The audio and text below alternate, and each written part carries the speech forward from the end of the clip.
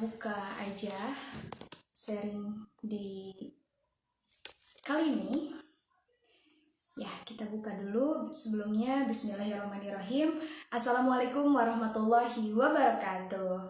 Selamat pagi semuanya. Selamat pagi para penonton yang ada di live sharing session di Muhasabah Land. Dan semoga kita semua selalu dalam keadaan sehat walafiat.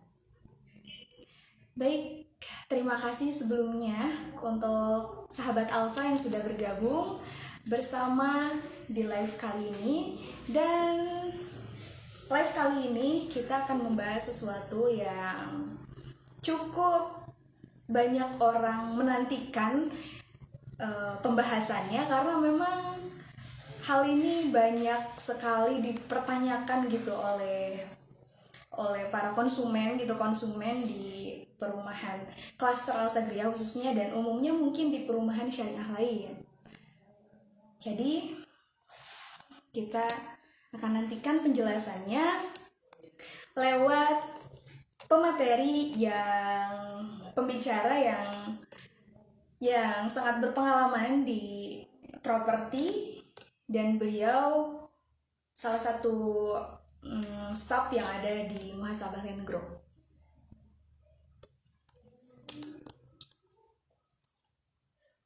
Gimana nih, mau diajak gabung sekarang nggak pematerinya? Atau nanti aja? Sekarang jangan.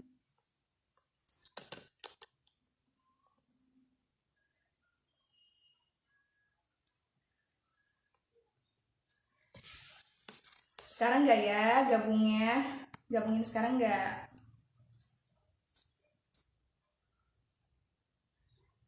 Oke deh, kita apa ya?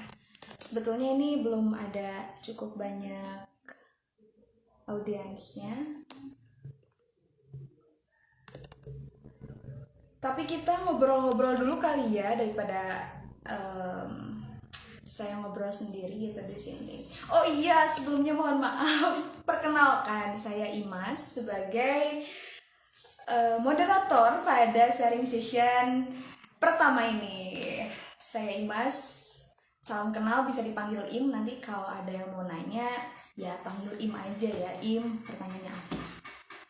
Oke, kalau begitu kita ajak bergabung aja ya pembicara pada sharing session kali ini. Tunggu sebentar.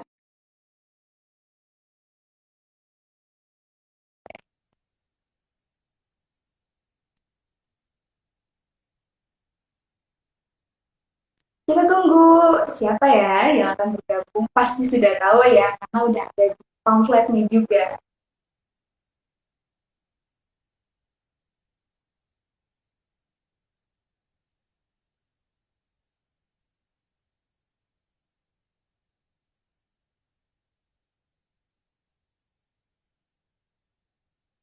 Bergabung. Dan nanti kalau ada sahabat Alsa yang mau bertanya pada saat pembicara kita kali ini menyampaikan, ya boleh langsung disimpan saja pertanyaan. Halo, assalamualaikum warahmatullahi wabarakatuh Ibu. Pagi, Assalamualaikum. Waalaikumsalam. Apa kabar Ibu? Alhamdulillah baik. Luar biasa. Ibu sekarang lagi di mana, Bu? Lagi di kantor. Seperti biasa, masih di kantor. masih di kantor aja. Baik, Ibu. Ibu, kita jangan dulu masuk ke topik pembahasan ya, Bu, karena memang sebelumnya kita perkenalan dulu lah, biar kita saling kenal. Ada peribahasa kan mengatakan kalau tak kenal maka sayang gitu ya, Bu. Nah, Iya, sebelumnya iya. perkenalkan diri Ibu. Oke. Halo sahabat Alsa, perkenalkan saya Fitria. Kebetulan saya dari divisi finance dan accounting. Tapi ya saya juga terlibat sedikit banyak di support PIC marketing juga gitu. Jadi sedikit banyaknya juga tahu persis mengenai marketing di klaster Alsagria juga gitu. Tapi untuk pembahasan kali ini mungkin karena topiknya di ini ya yang agak ini tuh agak memang banyak banget juga yang nanya ya tentang hal ini gitu. Mungkin lebih ke keuangan ya, dari sisi keuangan gitu. Dari sisi keuangan syariahnya kayak gitu. Baik Ibu. Terima kasih Ibu. Dan Ibu boleh diceritakan Bu, keseharian Ibu di muhasabah lain itu seperti apa? Keseharian di muhasabah Len ya selain dengan keuangan dan akuntingnya, justru saya lebih banyak dengan tim marketing gitu. Dengan tim marketingnya ya support tim marketing juga untuk karena memang seru juga ya di marketing itu seru dan kita juga yang perlu banyak apa ya fleksibel dari konten segala macam kan fleksibel dan butuh banyak kepala, nggak cukup cuma satu dua kepala aja, jadi semakin banyak yang terlibat itu akan semakin bagus juga dan saya justru memang lebih banyak di marketing ini gitu. Kadang ikut serta untuk follow up juga konsumen gitu dan saya sih lebih banyak dengan komunikasinya dengan pihak ketiga, dengan mitra, dengan agensi itu pasti semua bermuaranya di saya gitu. Baik. Kalau begitu berarti Ibu bukan hanya dari finance gitu ya, bukan hanya paham dari segi keuangan, tapi paham juga dari segi marketing gitu ya Bu. Iya, kurang lebih sedikitnya adalah seperti itu. Baik, baik Ibu. Mau kita apa ya Bu sebelum kita mulai juga karena ini belum cukup banyak dulu pemirsanya. Kita mau bahas apa ya Bu? Kita bahas tentang perkenalan dulu deh Bu. Muhasabah lain itu apa sih Bu? Soalnya takutnya gitu ya, ada pemirsa di sini. Oke. Mungkin untuk muhasabah lainnya sendiri ya, memang untuk muhasabah lain ini untuk nama PT-nya ya, nama PT-nya sendiri kita PT Mahakarya Sampurna Hutama dan kita sudah berdiri sejak tahun 2015 dulu. Dan kita di properti juga sudah cukup lama. Ini adalah proyek keempat kita. Sebelumnya kita mungkin untuk sahabat Alsa juga ya belum tahu. Banyak juga yang mengira kalau ini proyek pertama kita. Jadi ini adalah proyek keempat kita. Yang pertama kita sudah ada Gondang Dia Residence 1. Kemudian lanjut Gondang Dia Residence 2. Itu di Ujung Berung ya, Ujung Berung. Di Ujung Berung. Kemudian ada juga yang ketiga, Project The Point, Cluster The Point. Itu lokasinya dari sini nggak begitu jauh sih dari lokasi ini. Lokasinya di Bukit Permata Cimahi gitu. Dan ini adalah project keempat kita sekaligus project pertama kita untuk syariah.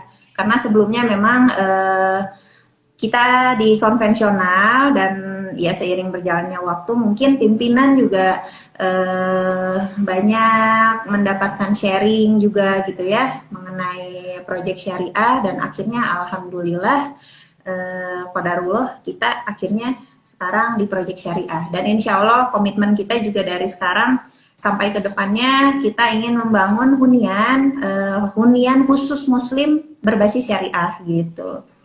Dan untuk proyek kita juga walaupun kita ini proyek pertama untuk syariahnya, tapi sebelumnya kita sengaja vakum di kurang lebih 1 tahun malah ya, kurang lebih di 1 tahun untuk kita betul-betul mendalami mengenai proyek syariah ini gitu. Pimpinan kita juga fokus untuk mempelajari mengenai proyek syariah ini karena kita kan kalau udah bawa syariah itu nggak bisa sembarangan ya, takutnya ada salah dalam penerapan gitu, dalam penerapan sehari-hari. Makanya kita sempat betul-betul fokus di hold penjualan, kita nggak ada penjualan sama sekali dan marketing juga memang diminta untuk pimpinan tidak ada penjualan sama sekali waktu di awal itu.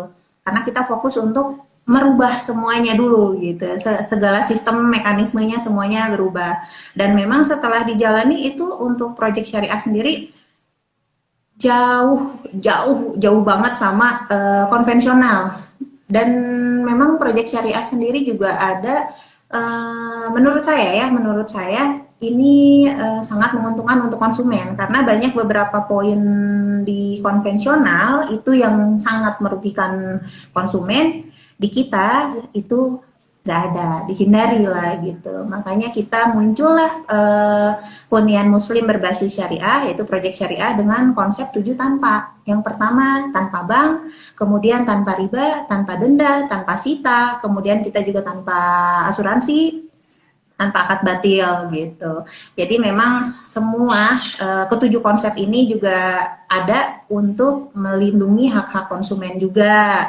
Kemudian apa ya, supaya kita juga sebagai penjual, sebagai developer juga tahu kewajiban kita apa dan melaksanakan mekanismenya semua udah ada urut-urutannya lah gitu. Kita nggak cuma bicara, kalau udah bicara syariah kita nggak hanya bicara dunia ya gitu. Banyak tanggung jawabannya lah ke depannya seperti itu. Baik Ibu, wah Masya Allah, Alhamdulillah ya Bu, akhirnya muhasabah Len sudah berhijrah gitu ya dari sebelumnya syariah. Alhamdulillah proyek Cluster Al Sadriyah ini sudah sistem menggunakan syariah dan insya Allah ini akan mempermudah konsumen dan dia tidak akan menzolimi konsumen gitu ya. Nah, soal syariah nih ya Bu, ada banyak pertanyaan yang akan kita bahas tentunya di sesi yang kali ini. Persoalan tentang kenapa sih harga cash dan harga cicilan itu berbeda. Padahal sistem syariah gitu. Harusnya mereka tuh beranggapan bahwa harusnya tuh harga cash dan harga cicilan tuh sama gitu. Tapi iya betul. Akan kita bahas kali ini ya Bu. Nah, sebelum ke pembahasan utama itu, saya mau tanya dulu nih Bu, apa aja sih metode pembelian yang ada di Cluster Al Sadriyah? Untuk metode pembelian di Cluster Al Sadriyah sendiri, kita ada 3 metode. Yang pertama adalah metode cash keras, tunai. Kemudian ada cash bertahap, kita bisa sampai 12 bulan. Kemudian ada ini yang sangat memperingan konsumen ya, mempermudah konsumen juga, yaitu metode cash KPR syariah. KPR syariah kita sediakan, kita fasilitasi sampai 10 tahun gitu. Baik, kenapa sih Bu ada ketiga metode itu? Tiga metode pembelian rumah syariah ini kita fasilitasi untuk konsumen, tentunya untuk memudahkan konsumen dan supaya bisa disesuaikan dengan kebutuhan konsumen. Misalnya kalau ingin yang mungkin untuk dananya sudah ada cukup untuk membeli tunai, kita ada cash keras. Cash keras itu prosesnya atau mekanismenya yang pertama sama, kalau misalnya standarnya itu DP 45% masuk di awal, kemudian kita langsung bangun dan sisanya itu biasanya kita kasih waktu di kurang lebih 1 bulan kalau untuk cash keras. Kemudian kalau untuk cash bertahap sama, bisa DP 45% langsung bangun, atau misalnya ternyata nggak ada 45% nih, bisa diobrolin dulu lebih lanjut nanti gitu. Nah nanti sisanya itu dibagi rata, dibagi 12. Jadi kita kasih waktu untuk 1 tahun, 12 bulan ya untuk cash bertahap itu. Dan harganya yang spesial lagi adalah untuk harga cash keras dan cash bertahap itu sama. Cash bertahap masih sama dengan cash keras gitu. Tentunya kalau keuntungan untuk cash keras adalah nanti kita pasti kita kasih special offer lah. Pasti ada penawaran spesial kalau untuk cash keras gitu. Kemudian untuk KPR syariahnya, KPR syariah kita sediakan sampai 10 tahun. Nah, biasanya kan kalau di luar ya, kalau di luar itu hanya ada patokan 3 tahun, 5 tahun, 10 tahun gitu ya. Kalau di kita bisa spesial, bisa request gitu, bisa custom lah untuk tenornya. Misalnya mau, aduh saya pengen 2 tahun aja gitu ya. Kalau untuk 1 tahun misalnya cash bertahap keberatan, kita boleh 2 tahun boleh, di 3 tahun boleh, 4 tahun boleh, di tahun-tahun nanggung boleh lah, 7 tahun misalnya itu boleh. Nanti kita bisa langsung hitungkan saat itu juga. Kalau misalnya ada yang berminat, jadi bisa memang nominalnya juga nanti kan yang keluar disesuaikan dengan kebutuhan konsumen. Kalau misalnya ternyata saya mau ambil 3 tahun, pada saat kita keluarkan angkanya ternyata misalnya masih kayaknya agak keberatan nih, terlalu memaksakan, kita kasih opsi bisa lebih dari 3 tahun, bisa mungkin 5 tahun gitu kan, lebih seneng gitu ya. Kayak gitu kurang lebih seperti itu. Baik Ibu. Tadi bahas soal pembayaran cash bertahap atau cash keras Ya. itu kan, itu pelunasannya di 1 bulan ya Bu? Kalau cash bertahap Untuk itu pelunasan cash keras itu pelunasan di satu oke, bulan ya Bu? ya, ya. Betul, cash Kalau keras itu kita kasih waktu di 1 bulan untuk pelunasan. kalau untuk cash bertahap itu DP dan langsung sisanya dibagi 12 gitu ya Bu? Betul, dibagi rata Tapi 12. 12. Kalau misalkan nih Bu, ada konsumen yang mau customnya misalkan di cash keras itu pelunasannya nggak 1 bulan, beliau menyanggupi di 2 bulan, atau cash bertahapnya itu nggak menyanggupi di 12 bulan, tapi beliau menyanggupi di 14 bulan misalkan. Itu bagaimana Bu? Bisa atau enggak? Bisa banget, bisa banget. Dan semua makanya memang inilah spesialnya ya kalau untuk skema di syariah itu semua tergantung pembicaraan di awal. Nanti setelah sudah deal baru kita ada akad. Akad ini yang akan mengunci semua pembicaraan di awal, semua deal kita dengan konsumen di awal. Jadi memang nggak ada yang nggak mungkin. Kalau yang penting minat dulu sama Alsagria, minat dulu ambil di sini, cocok rumahnya, cocok lokasinya semua. Untuk skema dan lain-lain itu bisa dibicarakan lebih lanjut di sini gitu. Intinya sih jangan sampai memaksakan ya. Kalau memaksakan nanti kan jadi berat sendiri dijalaninya gitu. Betul, betul. Oke Ibu, sebelumnya nih saya ingatkan kepada teman-teman atau sahabat Alsa yang sekarang lagi menonton di live kali ini, silahkan kalau ada pertanyaan disimpan saja di kolom komentar dan nanti akan coba kami jawab pertanyaannya. Dan kalau misalkan ada pertanyaan yang tidak bisa kami jawab di sini, nanti mungkin akan melalui DM atau melalui admin kami secara langsung di WhatsApp. Ya. Baik Ibu, kalau begitu, tadi kan skemanya udah ada 3 metode pembelian gitu ya. Itu sangat Iya. fleksibel sekali diatur oleh konsumen, baik itu secara cash keras, cash bertahap, ataupun cicilan. Nah sekarang Bu, siapa aja sih orang yang boleh beli di Alsagria? Siapa aja yang boleh beli di klaster Alsagria? Siapa aja? Semua orang. Semua orang bisa beli di klaster Alsagria. Tapi syarat yang poinnya adalah yang penting beliau muslim gitu. Karena kita juga berkomitmen ingin menciptakan nuansa Islami ya di klaster Alsagria ini. Nanti warga-warga klaster Alsagrianya sendiri juga supaya fokus bareng-bareng dalam beribadah, karena kita di setiap klasternya insya Allah komitmen kami juga ke depannya di setiap kita membangun unit-unit baru, hunian-hunian baru, kita akan buatkan masjidnya. Dan alhamdulillah di klaster Alsagria ini kita bangunkan masjid yang di dalamnya sudah kita fasilitasi dengan rumah tahfiz. Kenapa kita fasilitasi rumah tahfiz? Tujuannya adalah kita ingin menyentuh anak-anak dulu ya. Kalau sekarang kan anak-anak banyaknya main gadget ya. Harapan kita mungkin di klaster Alsagria sendiri kita nggak bisa berharap banyak ya, minimal dari lingkungan kita dulu, lingkungan kita sendiri. Inginnya warga putra-putri warga di klaster Alsagria sendiri ini dia bisa berbondong-bondong sama temennya karena lokasinya juga yang private, punya masjid pribadi, ini masjid mereka sendiri, nggak perlu keluar rumah, nggak perlu keluar gerbang perumahan gitu ya, jadi orang tuanya khawatir. Nah ini lokasinya tinggal berapa langkah dari rumah mereka semua, mereka bisa bareng-bareng menghafal Al-Quran, minimal mereka senang baca Al-Quran, ada kecintaan terhadap Al-Quran gitu. Karena kan memang kalau kita ingin merubah dunia ya. Kalau secara luasnya kita harus rubah anak-anak kita dulu gitu. Dari yang paling dekat, keluarga kita dulu, ya anak-anak kita dulu karena mereka memang harapan kita satu-satunya. Mereka juga yang akan menjadi aset untuk orang tuanya nanti di akhirat gitu ya. Minimal mungkin orang tuanya banyak dosa karena anaknya soleh solehah dengan doanya mereka mungkin kita bisa tertolong gitu ya. Ya jadi nggak ada kata terlambat. Kita bisa berharap dari putra putri yang soleh solehah ini. Kita harapan kita mereka ingin membangun banyak masjid dan rumah tahfiz supaya makin banyak juga anak-anak yang cinta sama Al-Quran, makin banyak anak-anak yang senang menghafal Al-Quran tanpa ada beban gitu, kayak gitu. Masya. Baik Ibu, berarti semua orang bisa ya untuk beli rumah di Klaster Al Bisa semuanya. Yang penting dengan syaratnya.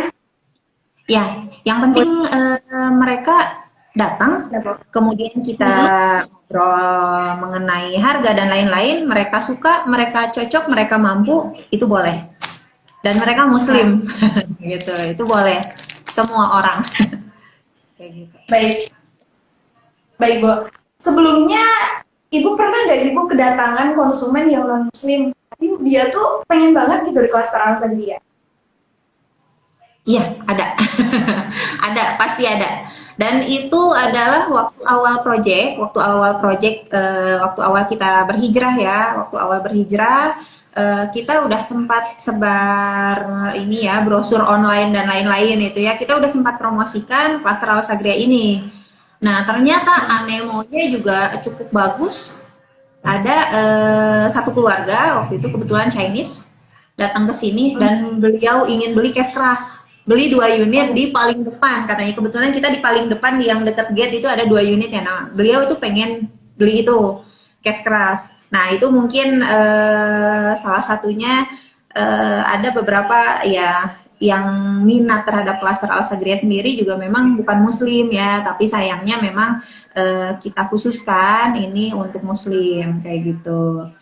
Dan ya kita jelaskan, mohon pengertiannya, akhirnya beliau juga mengerti gitu.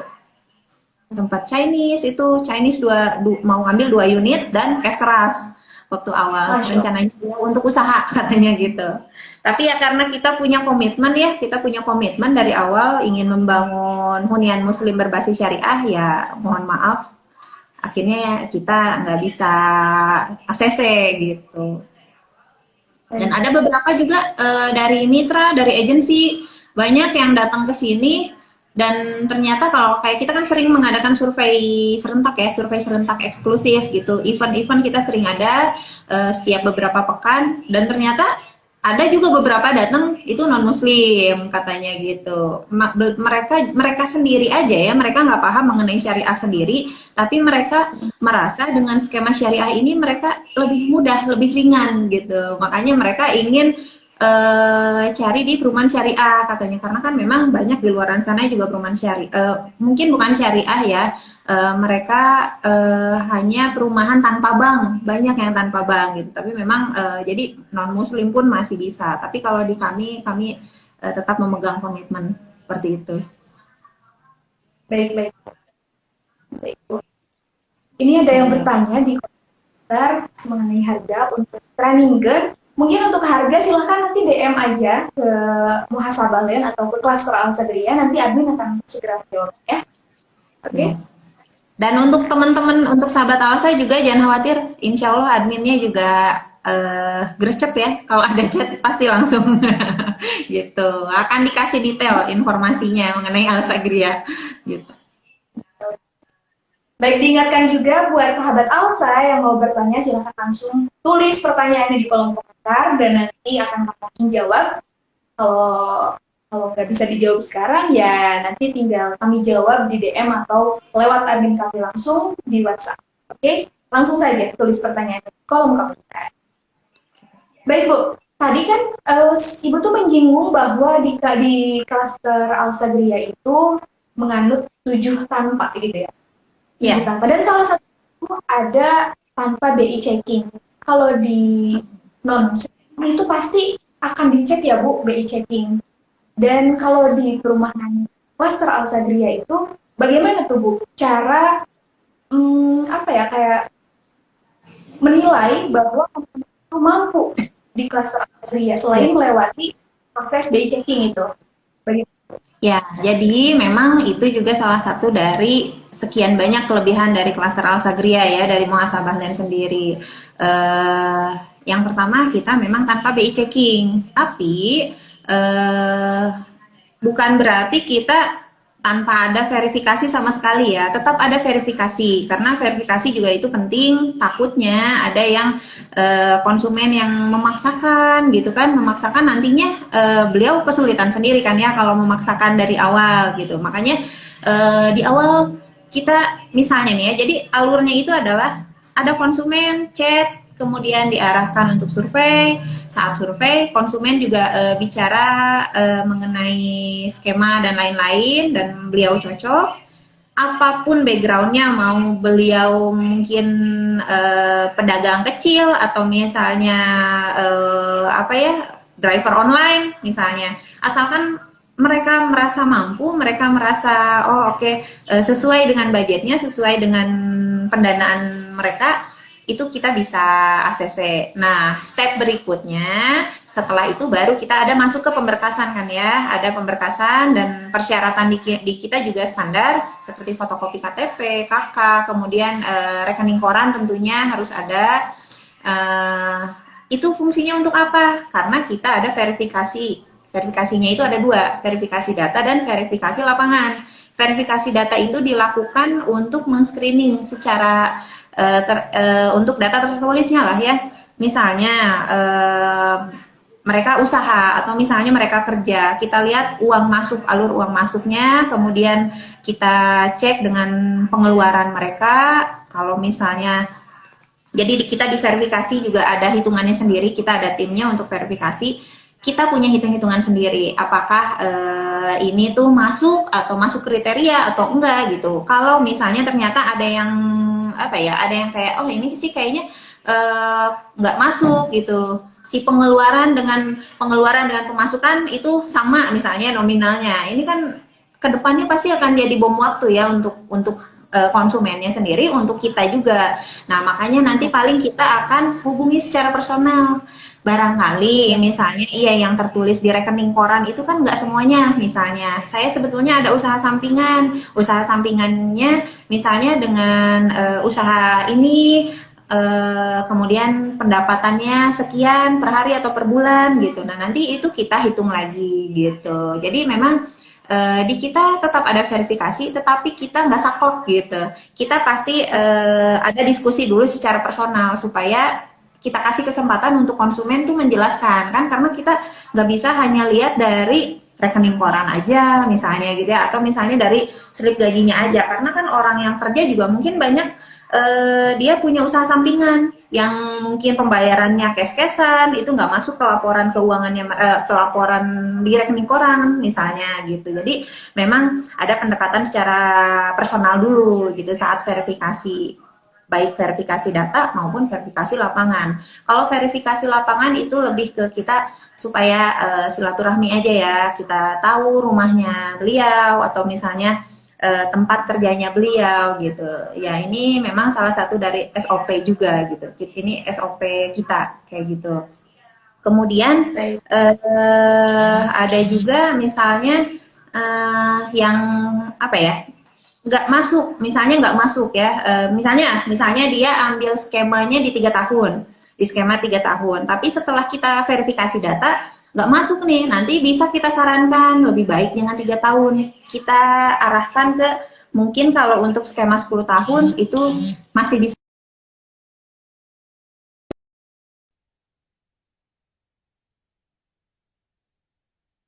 clock lah gitu. Apa ya, tanpa ada jalan keluar dari kita gitu, pasti kita berikan solusi gitu, kayak gitu kurang lebih alurnya seperti itu. Kalau udah selesai, sudah fix diverifikasi, oke, ACC, kita baru lanjut ke akad, ada akad Apa? gitu, akad gitu. Baik.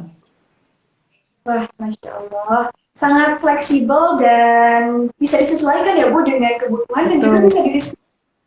Kalau misalkan di luar sana mungkin kita nggak bisa diskusi mengenai skema. Kalau udah segini ya harus segini gitu ya Bu. Kalau di kami, Hmm. kalau di kelas dia di muhasabah ini insya Allah mungkin ya bisa didiskusikan lebih lanjut karena memang ya betul jangan sampai terlalu memaksakan karena nantinya akan jadi bom waktu gitu. Konsumen juga Iya, untuk betul. baik gitu. Kasihan ke Diingat, konsumennya juga.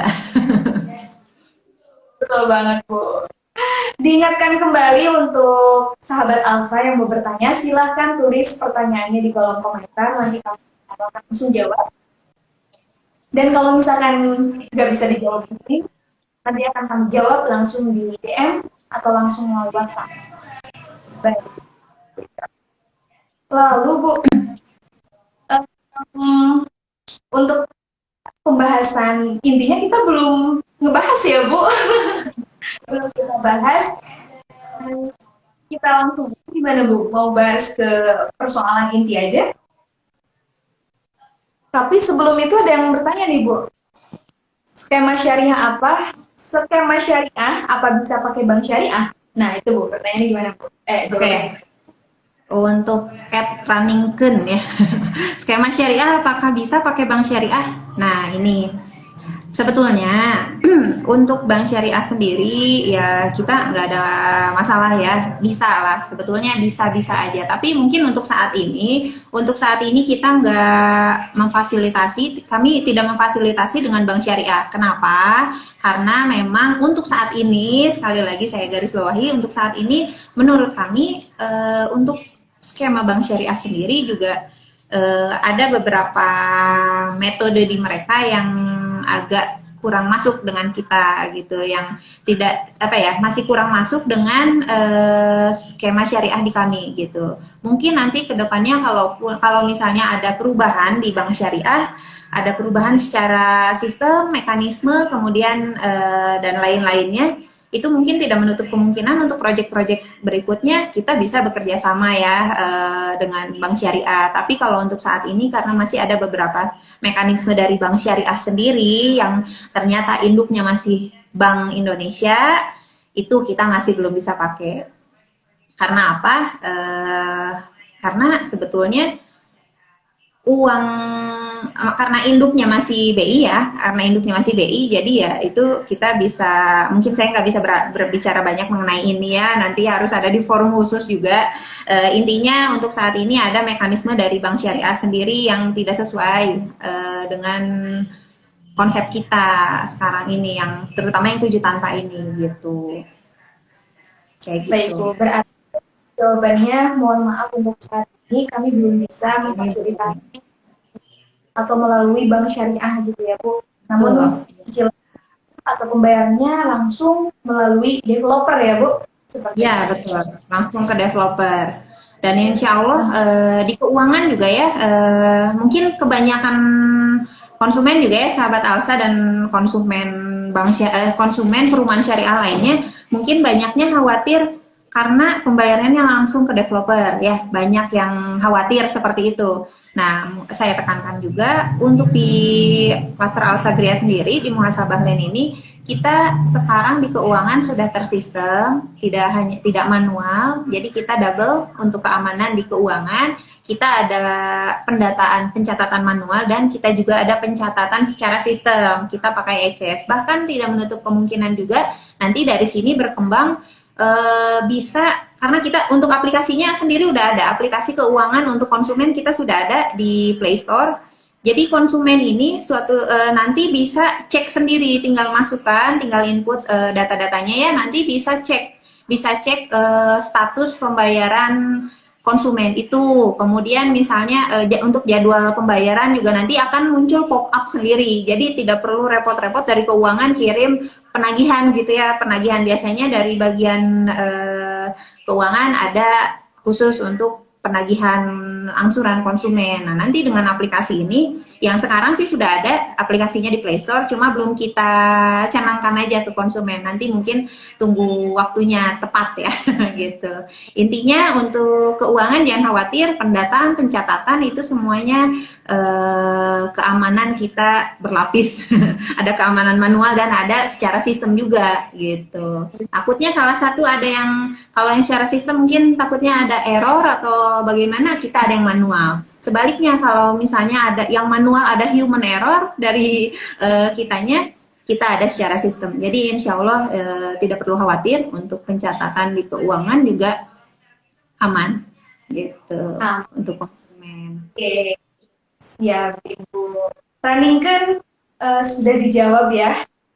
Dan tadi juga mengenai sistem keamanan sudah pasti aman insya Allah ya. Karena kita juga sudah plan secara manual ataupun secara sistem.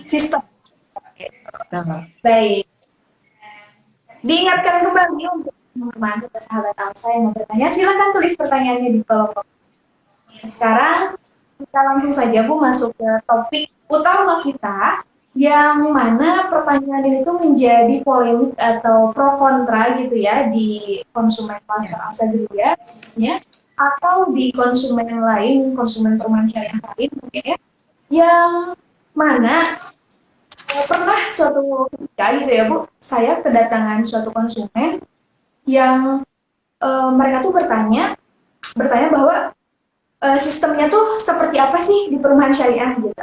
Lalu setelah saya jelaskan dan saya perlihatkan price list-nya, mereka berasumsi bahwa loh kok ini harga KPR syariah dan harga KPR sama harga cash keras tuh beda gitu.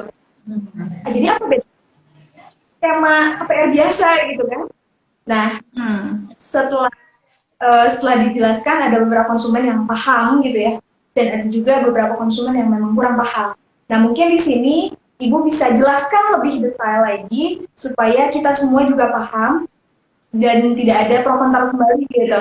Jadi bagaimana tuh Bu? Mengapa terjadi perbedaan antara tenor dan cash di sistem transaksi di perumahan? Oke, beda harga antara pembelian tunai atau cash dengan pembelian kredit gitu ya. Nah, misalnya kita membeli suatu barang, kalau beli cash 15 juta, kemudian karena kita kredit, kita cicil atau penangguhan pembayaran di totalnya jadi 22 juta. Ya, seperti itu mungkin ya kurang lebih. Nah, jadi intinya sebetulnya untuk di Islam sendiri ya, di syariah sendiri, asalkan jual beli dalam bentuk apapun itu dibolehkan, asalkan jangan ada mengandung riba di dalamnya kayak gitu. Nah, mungkin ini firman yang cukup bisa menjelaskan sedikit. Allah berfirman, Allah telah menghalalkan jual beli dan mengharamkan riba. Ini ada di Al-Baqarah ya, di surat Al-Baqarah. Kemudian ada nah, di sini juga dijelaskan ada beberapa hadis juga, ada beberapa kisah juga yang menjelaskan jika ada tambahan dalam pembayaran yang tertunda itu tidak masalah, karena itu adalah sebetulnya murni keuntungan bagi penjual ya, beda dengan riba. Ini keuntungan untuk penjual dan tidak bernilai riba. Transaksi yang ada itu adalah transaksi jual beli dengan pembayaran tertunda, dan sekali lagi ini tidak dianggap riba. Dari sisi lain, ridho pun tetap harus ditekankan. Jadi harus tetap ada ridho dari kedua belah pihak pada proses jual beli ini. Mungkin untuk simpelnya gini ya. Misalnya, jadi semuanya itu tergantung dengan akad. Semua tergantung akadnya. Saya analogikan gini deh, misalnya ya, kalau di Islam ya, kita sebagai Muslim berbeda jenis ya. Kita tuh nggak boleh kan ya bersentuhan, perempuan dan laki-laki itu nggak boleh bersentuhan saat belum akad. Tapi kalau misalnya sudah akad, bersentuhan halal, bahkan mau guling-guling pun itu boleh. Nah, sama dengan ini. Misalnya kasusnya seperti ini, saya juga berikan contoh lagi yang ringan. Misalnya, ada orang pengen beli handphone ya, harganya 10 juta. Akhirnya dia cari pendanaan atau pinjam uang, akhirnya dia pinjam uang. Misalnya dia menemui saya, Akhirnya saya pinjamkan uangnya 10 juta untuk beli handphonenya dia gitu ya. Dan nanti dikembalikan 12 juta. Itu riba. Itu riba. Jadi ada perbedaan transaksi, tapi dan ada kelebihan di sana. Itu riba. Tapi berbeda kalau seperti ini. Misalnya ada orang mau beli HP, harganya 10 juta. Menemui saya ya. Akhirnya saya belikan HP itu. Saya belikan HP tersebut, nominalnya sama 10 juta, tapi saya jual kembali ke orang tersebut seharga 12 juta. Nah, itu adalah keuntungan. Jadi bedanya gitu. Perbedaan harga itu boleh ya. Misalnya dia bayarnya cash sih mungkin saya jual di 11 juta aja misalnya ya. Tapi karena dia pengen cicilnya sebulan, saya jualnya jadi 12 juta. Itu tidak ada transaksi riba sama sekali. Jadi berbeda sama-sama mengeluarkan uang 12 juta tapi berbeda di akadnya. Begitupun di perumahan syariah ini. Kenapa penjualan cash kemudian dengan cicilan selama 10 tahun, 9 tahun itu beda ya. Jadi kalau misalnya kita cash harga jualnya misalnya di 300 juta. Kemudian kalau 10 tahun kenapa jadi misalnya jadi 350 juta atau jadi 400 juta misalnya. Itu adalah murni keuntungan dari developer tersebut untuk misal karena kan developer juga butuh ada banyak pengeluaran ya untuk menggaji karyawannya. Tentunya itu kan fasilitas kita untuk konsumen juga untuk membayar bagian finance-nya, untuk membayar adminnya, membayar marketingnya, untuk membayar orang yang mengawasi di lapangan. Nah, itu tuh dari keuntungan yang didapatkan oleh developer tersebut gitu. Dan belum lagi selama 10 tahun nih ya, selama 10 tahun kita kan nggak ada yang tahu ya, nggak ada yang tahu apakah konsumen tersebut lancar atau enggak. Sedangkan di satu sisi kita juga tidak ada denda, tidak ada sita gitu ya. Tidak ada misalnya ada yang nunggak, kita nggak akan mungkin kejar-kejar gitu. Kita hanya mengingatkan dan selebihnya memang sesuai dari konsumen bisa ngobrol lah gitu ya. Semuanya kita bisa secara musyawarah gitu. Nah itu kan sebetulnya di sini kalau dibalik yang penuh resiko itu adalah developernya gitu. Konsumen baik dia sudah lunas ataupun belum bisa menempati rumahnya, dan dari developer yang deg-degan rumahnya sudah ditempati tapi masih ada PR nih beberapa tahun ke depan gitu. Dan ditambah lagi proyeksi kenaikan harga dari rumah itu sendiri. Proyeksi kedepannya kan setiap tahun harga properti naik ya. Nah, proyeksi kedepannya itu setiap tahun naik. Kemudian kita nggak pernah tahu nanti ternyata dia macet atau misalnya minta dijualkan kembali. Itu kan dari situ juga sudah terlihat perbedaannya kayak gitu. Baik, Ibu. Jadi mungkin memang pro dan kontra ya, tapi kalau dijelaskan mungkin ya itu memang butuh penjelasan dari kita, butuh sedikit edukasi juga dari kitanya kayak gitu. Baik, Bu. Dan memang tidak sesimpel yang mereka kira gitu ya. Kok ini harganya beda gitu. Ya jelas beda karena ada hal-hal yang perlu dibayar juga. Terus kita menanggung risiko yang besar karena memang bertahun-tahun, bukan hanya 1-2 tahun tapi sampai 10 tahun developer menanggung gitu ya bebannya gitu. Iya betul. Ditambah lagi cicilan kita kan flat.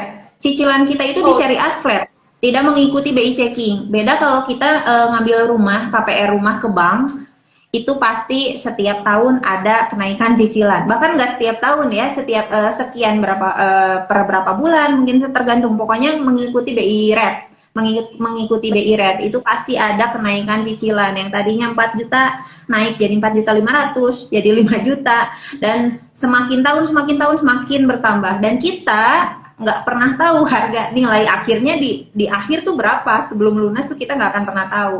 Bahkan mungkin beli rumah harga 400 juta bisa berapa M total di akhir selama 15-20 tahun itu, karena terus naik, cicilannya naik terus gitu. Kalau di kita flat dari awal sampai akhir, konsumen tahu oh beban saya untuk bayar rumah sekian, dan itu nggak akan ada kelebihan Rp1.000 pun, Rp100 pun, itu nggak akan ada kayak gitu. Dan harganya sudah pasti konsumen ketahui gitu ya Bu, kalau beliau membeli 3 tahun berapa, 5 tahun berapa, dan berapa. Dan nah, itu juga yang membedakan. Tuh.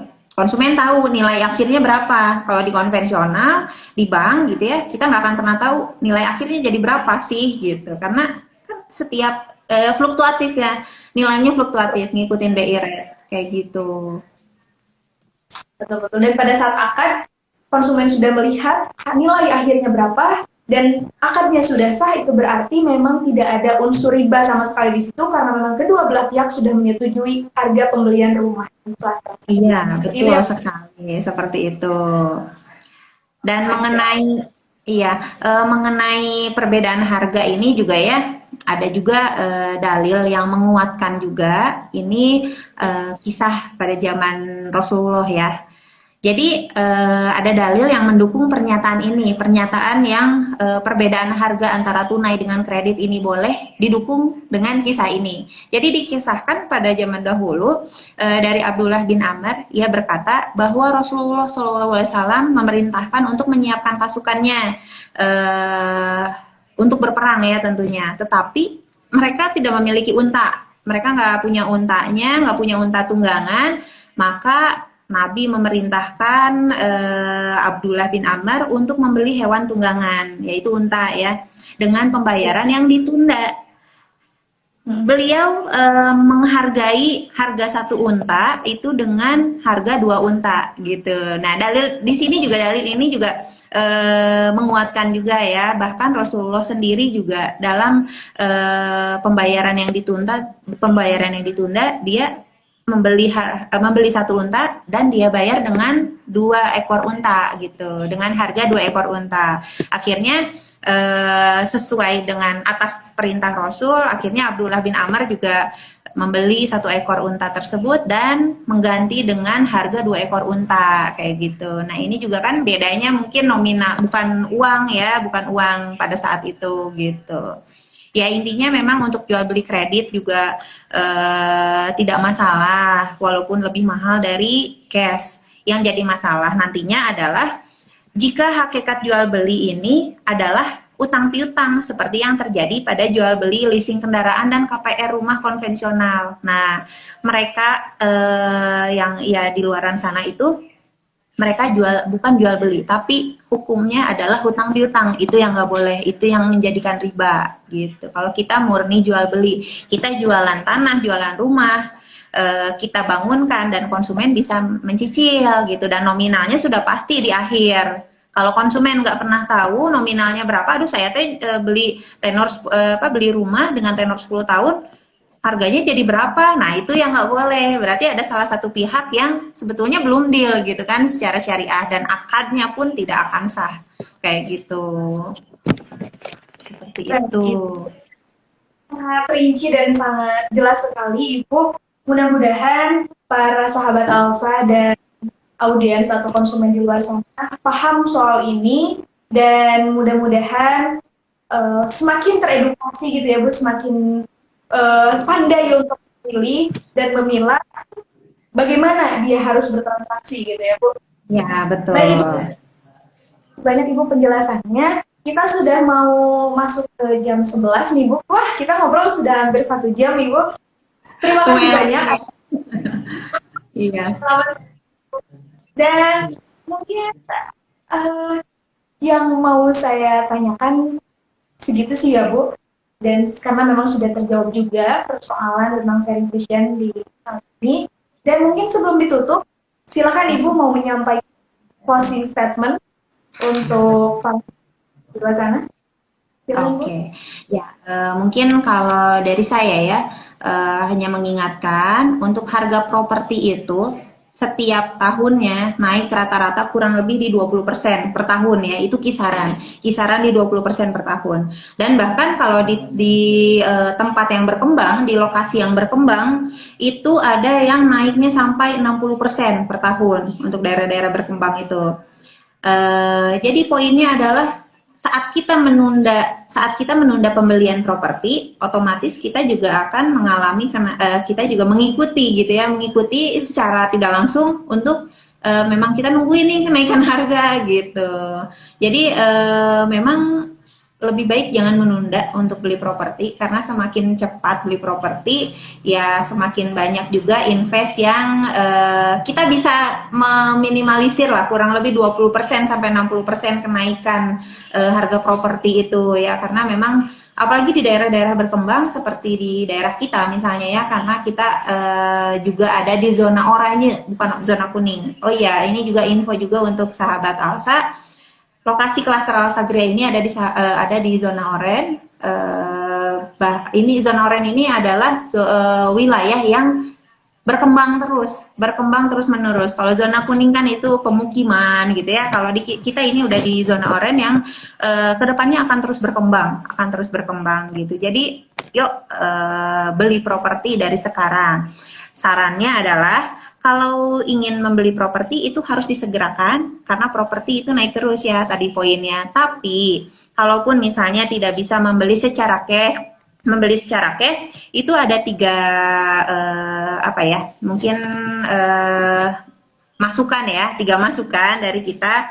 Yang pertama adalah nabung dulu sendiri, tapi nabungnya jangan uang, karena uang itu akan termakan inflasi. Makin hari nilai uang tuh dulu 100.000 kayaknya besar gitu ya, kalau sekarang 100.000 bisa beli apa sih gitu ya kalau di ini ya. Jadi jangan nabung uang, nabung emas gitu, karena emas akan tapi untuk emas sendiri pun, apalagi logam mulia, ini bukan untuk short term ya, untuk jangka panjang itu nilainya pasti akan mengikuti gitu, akan terus naik kalau dalam jangka panjang kayak gitu. Kemudian yang kedua adalah cari perumahan yang berbasis syariah, karena insya Allah untuk yang berbasis syariah ini tidak akan nominalnya pasti gitu.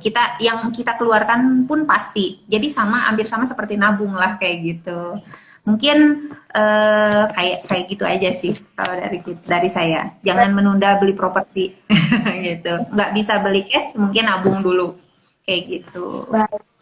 Terima kasih banyak Ibu closing statement-nya, tapi sebelum kita tutup juga ada banyak pertanyaan ya Bu di kolom komentar. Iya. Mohon maaf Ibu, kolom komentarnya nggak berjalan. Jadi Ibu boleh jawab saja langsung pertanyaan-pertanyaan yang bisa dijawab sekarang. Saya soalnya nggak bisa di-scroll. Oke, ini mungkin saya dari bawah ya. Dari bawah, dari atas sebentar. Saya bantu di sini ada pertanyaan dari sebentar. Running udah dari @bocan0806. Unitnya tinggal berapa lagi? Unitnya alhamdulillah kita tinggal setengah lagi ya. Berapa ya? Ada kurang lebih mungkin 20 unit, kurang lebih 20 unit lagi udah terisi setengah, dan kita juga udah mulai banyak pembangunan di tahun ini. Kemudian ada pertanyaan juga akses jalannya jadi yang baru.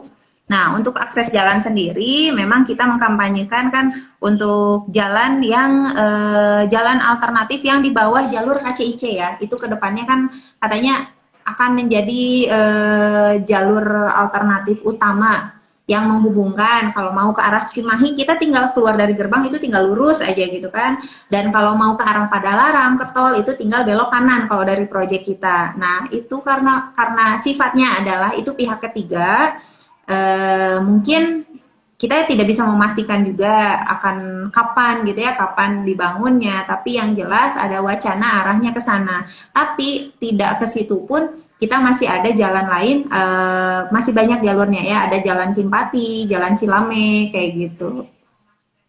Kemudian Kak, ini live-nya boleh di-save? Boleh. Boleh ya. Boleh di-save, silakan. Kemudian untuk DP di angka berapa? Kalau kolektibilitasnya jelek di bank bisa dibantu. Nah, kalau di ini juga yang jadi perbedaan ya. Kalau di perbankan kolektibilitas jelek itu pol 5 apalagi kayak gitu, itu sih udah sambil merem ya, langsung ditolaknya langsung ditolak gitu. Nah, kalau di kita misalnya ada kolektibilitas jelek, ini memang agak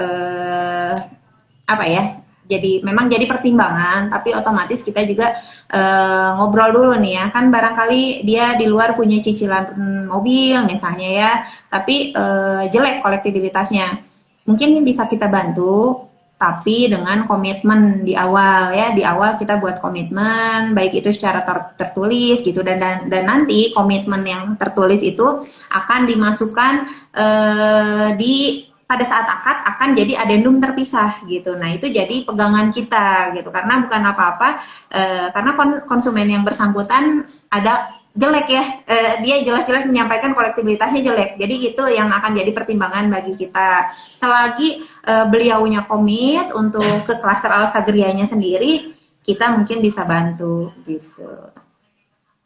Seperti itu. Ada lagi mungkin? Ada lagi pertanyaan? Di kolom komentar sudah habis ya Bu pertanyaannya? Sudah sih, sudah habis. Baik, dan ini waktu menunjukkan pukul 11.00, Ibu sudah kita ngobrol, dan tidak ada pertanyaan, mungkin kita akan tutup saja session pada hari ini. Dan untuk nanti video ini akan kita save, dan untuk sahabat Alsa yang mau bertanya bisa nanti langsung tanyakan melalui DM atau langsung hubungi admin kami melalui WhatsApp. Ya. Langsung saja komunikasi, karena memang di sini kami insya Allah akan memfasilitasi dan akan melayani konsumen kami dengan optimal, insya Allah. Baik Ibu, statementnya juga sudah Ibu sampaikan. Terima kasih banyak Ibu. Apakah ada yang mau disampaikan kembali Ibu sebelum kita tutup acara di siang hari ini? Ya, mungkin dari saya cuma buat sahabat Alsa yang mungkin ada rencana ingin membeli rumah gitu ya.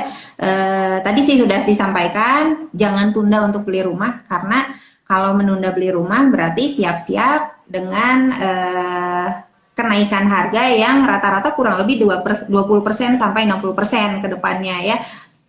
Properti itu kenaikannya sangat cepat, jadi ya seperti yang tadi disampaikan, misalnya ada niat baik, lebih baik disegerakan, dan solusinya adalah mungkin boleh untuk diskusi dulu, musyawarah dulu dengan kita di Klaster Al-Sagria. Kita selalu buka ya, dari Senin sampai Minggu kita buka, dan ada waktu-waktu tertentu mungkin bisa nanti komunikasi aja langsung dengan admin gitu.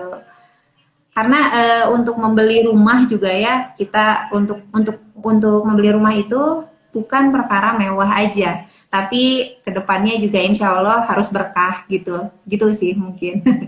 Gitu aja. Bukan mewah tapi harus berkah gitu ya Bu. Betul. Dan Ibu ada promo nggak di Klaster Al-Sagria Bu?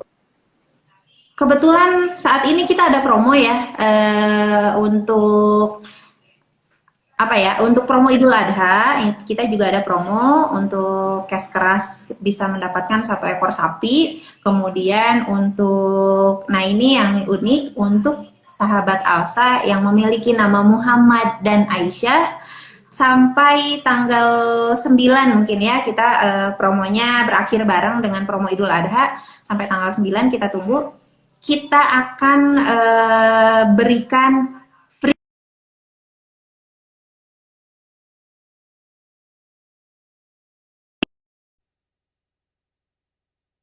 itu ditanggung oleh konsumen ya, kita gratiskan untuk biaya surat-suratnya, seperti itu. Untuk update promo terbarunya boleh terus ikutin aja Instagramnya Al-Sagria ya, karena mungkin update terus ya Teh di Al-Sagria untuk promo-promonya, jadi jangan sampai ketinggalan, karena kita sering ada promo-promo dan yang tenggang waktunya nggak pernah lama kayak gitu. Itu aja sih. Baik, terima kasih banyak Ibu. Diingatkan kembali untuk sahabat Alsa, jangan lupa follow Instagram Muhasabah Land dan Klaster Al-Sagria untuk update-update promo dan update progres di kami, karena kami akan selalu mengupdate semua progres yang ada di sini melalui akun Klaster Al-Sagria. Baik Ibu, terima kasih banyak untuk waktunya pada sharing session pertama di hari ini. Mudah-mudahan Ibu sehat selalu dan mudah-mudahan kelas Al-Sadriyah terus berprogres. Mudah-mudahan kelas Al-Sadriyah terus berprogres dan kalaupun ada kendala, mudah-mudahan kendala itu bisa segera teratasi dan mudah-mudahan nggak ada kendala ya Bu. Mudah-mudahan. Ya, alhamdulillah, insya Allah nggak ada kendala ya.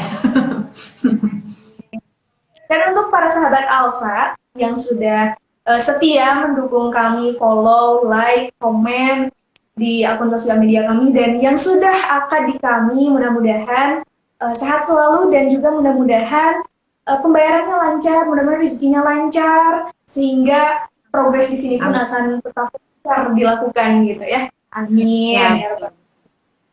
Amin. Baik Ibu, kalau kita tutup saja untuk pertemuan ini. Kita tutup saja ya Bu. Baik Ibu, terima kasih banyak. Assalamualaikum warahmatullahi wabarakatuh. Waalaikumsalam warahmatullahi wabarakatuh.